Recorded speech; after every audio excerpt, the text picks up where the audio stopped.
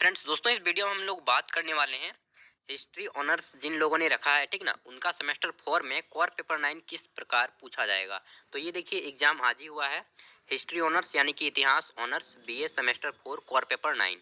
तो यहाँ पे आप देख सकते हैं 2021 में एग्जाम लिया जा चुका है और डेट होगा आपका 10 दिसंबर 2021। ठीक, अब आइए देखते हैं कि किस टाइप के आपके क्वेश्चन पूछे गए हैं।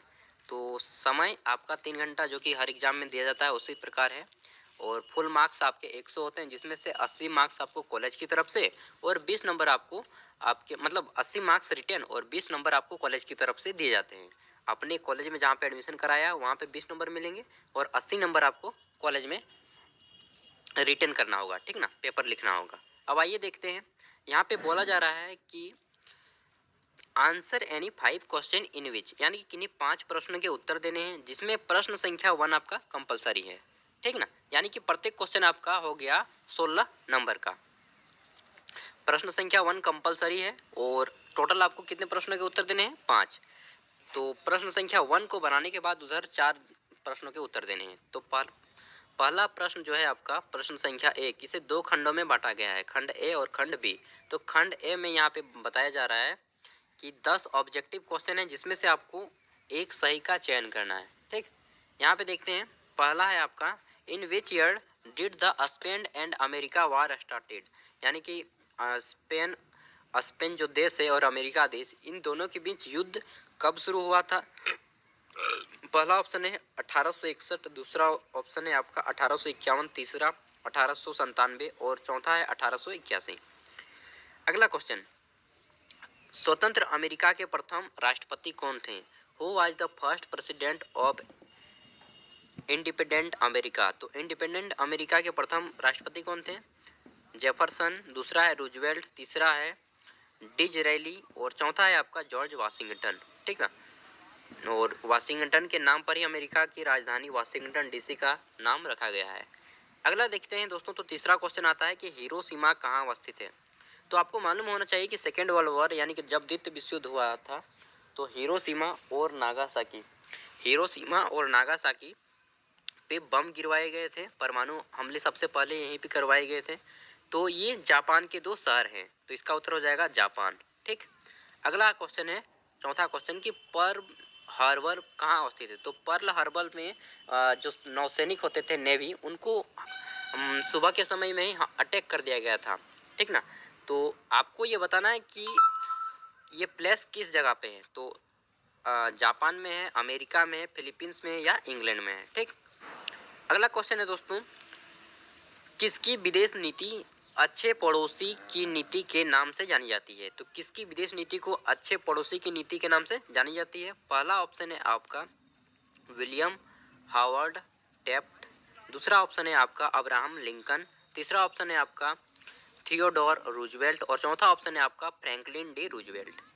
आगे देखेंगे तो हमारा क्वेश्चन नंबर एफ पूछा गया है कि स्पेन और अमेरिका के युद्ध के समय अमेरिका के राष्ट्रपति कौन थे, ठीक ना।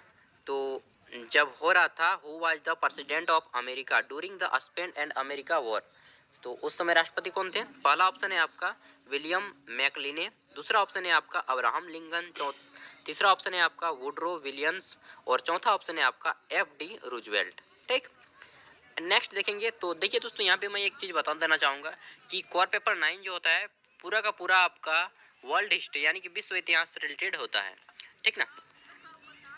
तो अगला क्वेश्चन देखते हैं, question number G, which American president did introduce the new deal policy, यानी कि किस अमेरिकी राष्ट्रपति ने न्यू डील नीति को लागू किया था। इसमें पहला ऑप्शन है आपका जॉर्ज वाशिंगटन, दूसरा ऑप्शन है आपका थॉमस जेफरसन, तीसरा ऑप्शन है आपका एफ डी रूजवेल्ट और चौथा ऑप्शन है आपका थियोडोर रूजवेल्ट।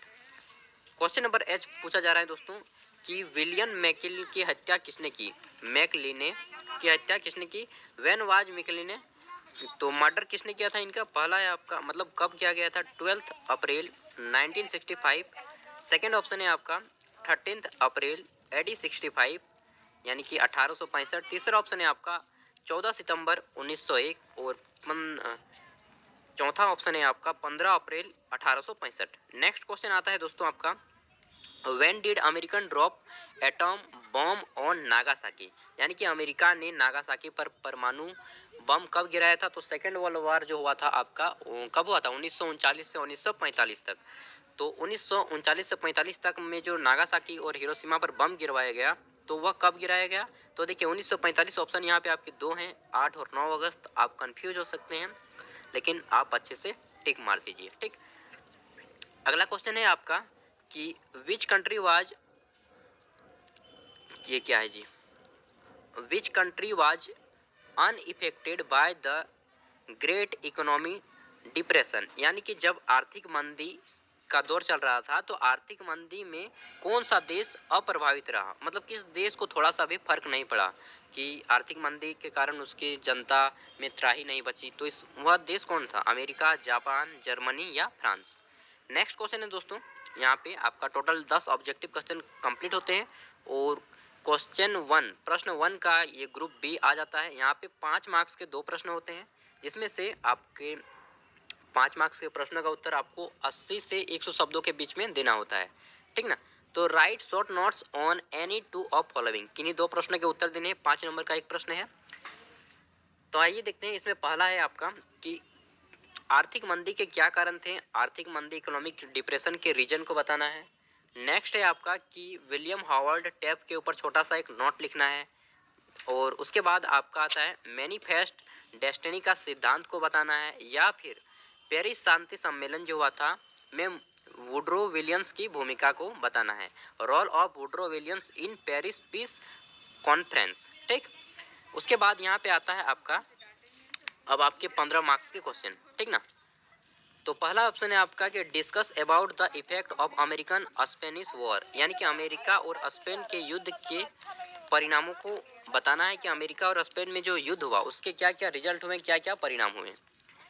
तीसरा क्वेश्चन है आपका दोस्तों तो देखिए एग्जाम खत्म भी हो गया और मैं उससे पहले ही आपको दे रहा हूँ paper. What were the effect of economic depression, यानी कि आर्थिक मंदी के क्या परिणाम हुए थे।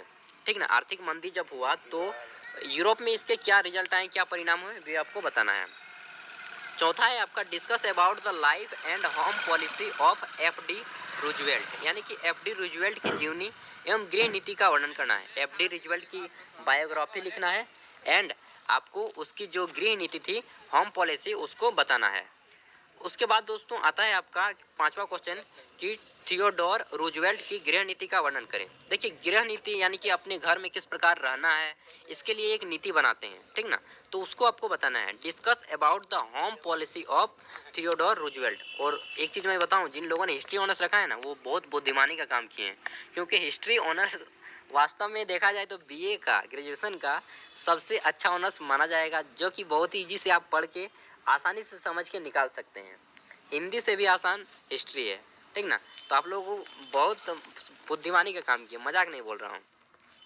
अगला है discuss critically the 14 points of, ये क्या है जी आपका वुड्रो विल्सन।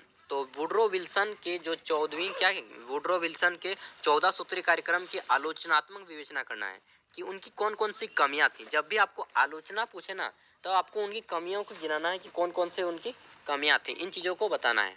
ठीक ना, नेक्स्ट आता है आपका, ये देखिए यहाँ पे मैं बता दूं कि किन्हीं 4 प्रश्नों के ही उत्तर देने हैं। 15 अंक के जितने भी प्रश्न हैं इनके किसी 4 के ही उत्तर देने हैं, क्योंकि 15 चौके 60 और 1 नंबर वाला 20, 60 और 20 80 हो जाएगा। अगला है कि द्वितीय विश्व युद्ध में अमेरिका क्यों शामिल हुआ, जो सेकेंड वर्ल्ड वार था। ठीक ना, उसमें अमेरिका क्यों शामिल हुआ वो आपको बताना है। इंग्लिश में क्वेश्चन है कि एक्सप्लेन द क्यूजेज, यानी कि reason of participation of USA in second world war. तो अमेरिका हमेशा जब भी किसी भी देश के बीच युद्ध होता है तो पार्टिसिपेट करता है। इसका सबसे बड़ा कारण है कि दोस्तों उसको जो है वो हथियार सप्लाई करता है। ठीक ना, उसके बाद क्वेश्चन नंबर 8 आता है कि न्यू डील जो पॉलिसी है, न्यू डील नीति को अपनाने के क्या कारण थे। What were the reasons to introduce the new deal policy. Next है फ्रेंड्स आपका कि discuss the reason policy of FD Roosevelt, यानी कि एफडी रूजवेल्ट की विदेश नीति के बारे में आपको बताना है। और देन आपका लास्ट क्वेश्चन आता है discuss about the Qs of American Spain war, यानी कि अमेरिका और स्पेन के बीच जो युद्ध हुआ उसके कौन कौन से कारण थे, किन कारणों ने अमेरिका ने स्पेन पर हमला किया।